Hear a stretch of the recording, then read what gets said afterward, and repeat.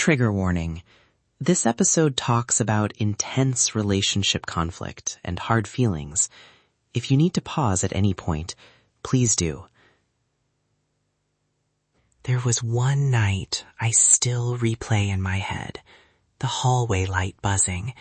Our keys clinking on the table like tiny accusations. The clock clicking, loud enough to count our mistakes. Yeah, that clink, I can hear it. It felt like the house had a memory that we couldn't escape. It started stupidly. A dinner plan, a tiny text. I typed running late, and then there were 2 gray ticks. I left it unread. I thought the silence would keep things calm. It didn't. Wait, the text was left unread? Hold on, why did you do that? That feels like punishment. Not punishment. I froze. In my head, I was like, if I answer, I'll say something I'll regret. So I kept it closed, and the unread bubble became louder than the words themselves. That makes sense. And I will say this out loud.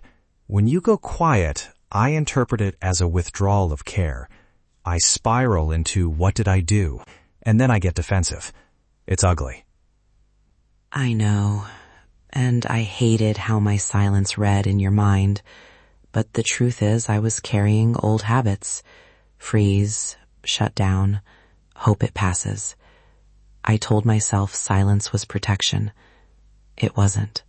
Okay, real moment of friction here. You said something sharp that night. Sharp how? Cruel? Sarcastic? Not cruel, but defensive. I said, maybe you care more about your phone than us. It landed like a knife. I see that now. It was an accusation dressed as a bad joke. Ugh, that would sting. I remember thinking, that's not fair. I snapped back, don't make me the enemy. And suddenly we were both in attack mode instead of talking. Right. And then silence. Hours of it. I made coffee at midnight just to move. I stood with my hands on the counter and felt ridiculous for being both terrified and stubborn at once. And I sat on the bed scrolling, like the screen could tell me what to do. I felt abandoned and angry and then embarrassed. I wanted to text you, fix this, but who sends that at 1 a.m.? So I didn't. We both let it fester. Then, and this is tiny but exact, you came back into the kitchen, and I said, I don't want to be strangers in our own bed. I said it quietly, and I remember the words because they felt dangerous to say. I still hear that sentence. It landed like a flashlight in a dark room. It made me step away from my shame and hear you instead. That was the first crack where repair could start. I then asked something that felt tiny and terrifying. What do you need right now? It sounds basic, but it changed the whole tone. Questions disarm accusations. They invite an answer instead of a fight. And I said, I need to know you still care about how this hits me. Not grand, not theatrical, a simple need. Saying that helped me stop performing anger and start explaining what hurt.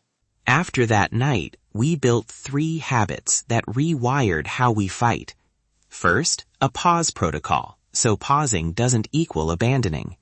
Second, a naming practice, asking for needs, not diagnosing. Third, a small action ledger to prove repair through tiny, consistent acts. Quick correction before details. Pausing is not for staying in harm. If something is unsafe, leave and get help. Pause protocol is for 2 people who want to come back and keep the conversation intact. Exactly. Our pause protocol looked like this in practice. Say, I need 20 to cool off. Can we check back at 8:15? Say the time. Then both people actually show up at the check-in. No ghosting, no silent punishments. Try that sentence word for word if you want. I need 20 to cool off. Can we check back at 8:15? The naming practice is simple too. Swap, you never listen for, right now, I need to feel heard about X. You give the other person a task. Listen. It takes them out of defense and into action. And the small action ledger, people think it's cheesy, but after a fight, we tracked small entries, sent midday text, made coffee, sat for 5 minutes and listened. Those little deposits rebuild trust faster than a dramatic apology. Repair is cumulative. If you're listening and you hate conflict, here's a tiny homework. Tonight, say one naming practice line. Try, right now I need to feel heard about this one small thing. Don't try to solve everything. Just practice naming. And if you go silent, agree on a pause signal. Text the check-in time. That's not weakness. It's strategy. It keeps the connection alive while you both cool down. A safety note. We are not therapists. If conflict becomes violent, controlling, or consistently erodes your dignity, please seek professional help or a trusted support person. Repair only works when both people are safe enough to try. If your chest tightened listening, do this now. Take 3 slow breaths. Tell yourself out loud, I can learn this. It doesn't erase pain. It gives you permission to practice. I wish someone had said that to me earlier. If you can, hit subscribe and drop a comment. Tell us one tiny thing you can try next time you argue. If you're not ready to share, just write, I hear you, so we know you're here. We read every message.